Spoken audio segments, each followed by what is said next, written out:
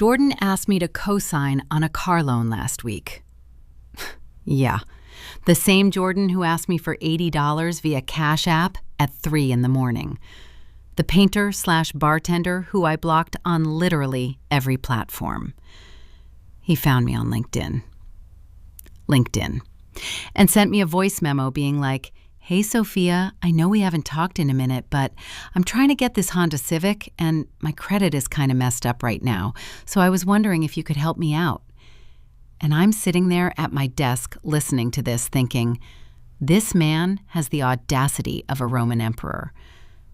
But also, it got me thinking about how people treat car buying like it's just this thing you do with whatever money you have sitting around. And that's actually what we're talking about, because the way most people buy cars is financially insane, and nobody wants to say it out loud. Quick thing before we get into it. I'm not a financial advisor or anything. I'm just someone who spends way too much time thinking about money and making mistakes so you don't have to. Your situation is different than mine, obviously, so do your own research on the big stuff. Okay, moving on. So here's the thing that drives me absolutely crazy. People will save up like $15,000 in cash and then just hand it all over to a dealership and drive off feeling responsible. And I get it. Paying cash feels good. It feels like you're being smart and disciplined and debt-free. It feels like something Dave Ramsey would give you a gold star for. But financially, it's one of the dumbest moves you can make, and I'm going to tell you why.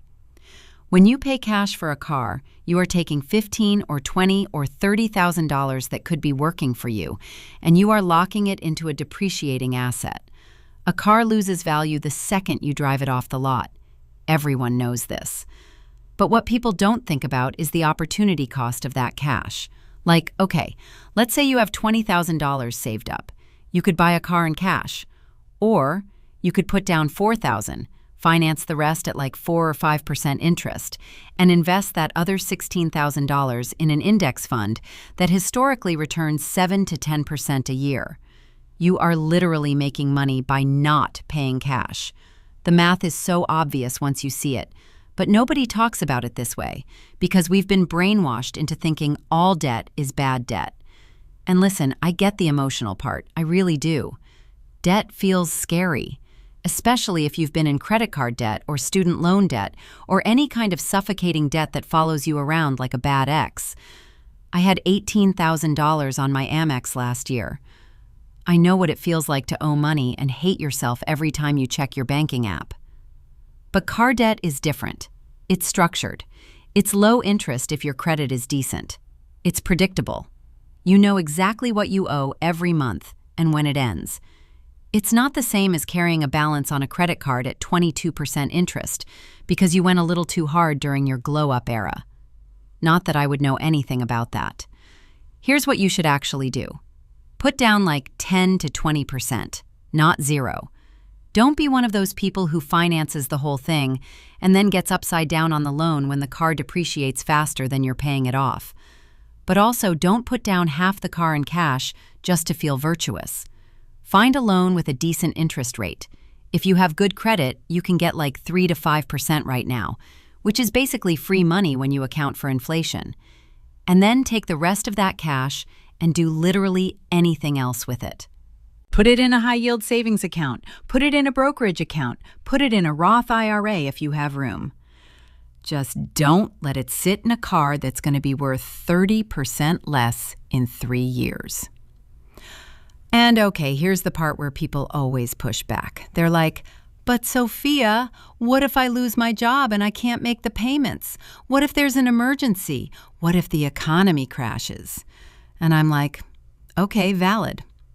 But if you lose your job, wouldn't you rather have $16,000 liquid in your savings account that you can actually access versus $16,000 locked into a car that you now have to sell at a loss in a panic? Like the liquidity argument actually works in favor of financing, not against it. You want cash available. You don't want all your net worth tied up in things you can't touch without taking a massive loss. Also, can we talk about how car dealerships are designed to make you feel like financing is the irresponsible choice? They'll be like, Oh, you're paying cash. Wow, so responsible. Let me get you a better deal. And it's because they know you're leaving money on the table. They're not complimenting you. They're relieved they don't have to work as hard. When you finance, they have to actually negotiate interest rates and terms, and sometimes they make less on the deal. Paying cash makes their job easier. It does not make your financial life better. I financed my car. I put down $4,000 and I'm paying $360 a month at 4.2% interest. And yeah, I have a car payment. But I also have $14,000 that I didn't dump into a depreciating asset. Some of it's in my emergency fund. Some of it's in my brokerage account. Some of it honestly went toward paying down my Amex faster, which was the right move for me at the time.